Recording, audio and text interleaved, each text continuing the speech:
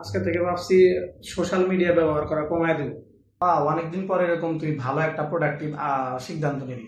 প্রথমে মোবাইল থেকে সব ধরনের সোশ্যাল মিডিয়া অ্যাপ আনইনস্টল করে দেবো।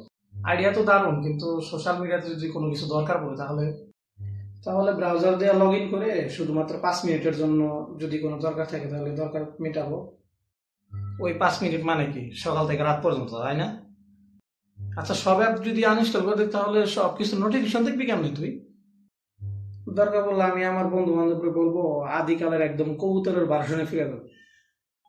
কবুতরের যুগেও যদি ফিরে যাস তাহলে তো তুই নতুন কবুতর কিনে হ্যাশট্যাগ দিয়ে বলবি নিউ বার্ড এরা।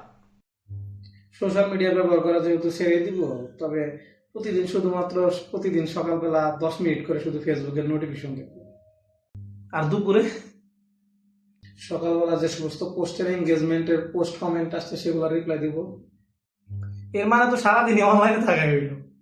আরে না না, অনলাইনে থাকবো ঠিকই, কিন্তু সবাই ইনবক্সে মেসেজ দিয়ে বলবো যে আজকে থেকে সোশ্যাল মিডিয়া ইউজ করা কমাই দিছি। তোর প্ল্যানে চললে সোশ্যাল মিডিয়া ব্যবহার করতে কোনো ক্রমেই কমবো না মনে হইতেছে।